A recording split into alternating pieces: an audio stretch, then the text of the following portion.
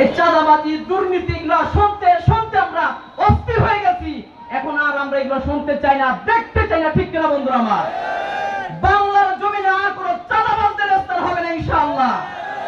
আমরা ইনশাআল্লাহ আগামী নির্বাচনে যদি আদর্শবান ব্যক্তিদেরকে ওই সংসদের মস্তদে বসাতে পারি, দুর্নীতি মুক্ত সমাজ গড়া সম্ভব। যারা এই 53 বছর পর্যন্ত বারবার শাসন করেছে, এদেরকে দেখা শেষ হয়ে গেছে, আর দেখার কিছুই নাই। এখন ইসলামকে রাষ্ট্রীয়ভাবে ক্ষমতা নিতে হবে। যদি ইসলামকে রাষ্ট্রীয়ভাবে ক্ষমতা নিতে পারি, তাহলে একমাত্র চাঁদাবাজ মুক্ত, দুর্নীতি মুক্ত, সন্ত্রাস মুক্ত, ইনসাফপূর্ণ রাষ্ট্র কায়েম করা সম্ভব, নতুবা কোনোদিন সম্ভব না। এক মুমিন বারবার এক গর্তে ধোঁকা খায় না, আসর খায় না। কাজেই এই আওয়ামী লীগ, এই বিএনপি, এই জাতীয় পার্টি, এদেরকে আমরা বারবার দেখেছি। এই আজকে 24-এর গণ অভ্যুত্থানের পরে আবারও যদি এদেরকে আমরা আনার স্বপ্ন দেখি, এদেরকে নিয়ে যদি আমার স্বপ্ন লালন করি, তাহলে আপনার আমার মতন বোকা আর কেউ হতে পারে না।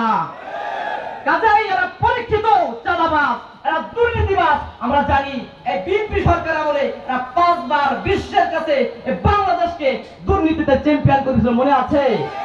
এরা তো পরীক্ষিত, এদেরকে আর আমরা দেখতে চাই না, এদেরকে আমরা দেখতে চাই না। জাতীয় পার্টি সহ যত সংগঠন আছে, জাতীয় নির্বাচনে অংশগ্রহণ করেছে, এরা এই 53 বছর পর্যন্ত তাদের দেখা শেষ হয়ে গেছে। এখন আসুন আমরা ইসলামকে রাষ্ট্রীয়ভাবে ক্ষমতা নেওয়ার জন্য, বিশেষ করে আমি যুবক ভাইদেরকে বলবো, আসুন আপনারা তো এরকম ভাবে এরা ব্যবহার করছে, আপনি আমি যদি ইসলামকে রাষ্ট্রীয়ভাবে ক্ষমতা দিতে পারি, আপনার আমার ন্যায্য অধিকার আমরা ফেরত পাবো ইনশাআল্লাহ।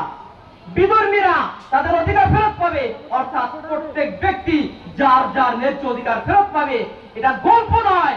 ইসলামী আন্দোলনের যে সমস্ত চেয়ারম্যান যেখানে তারা নির্বাচিত হয়েছে, তাদের ইউনিয়নে তাদের অধিকার তারা ফেরত পেয়েছে।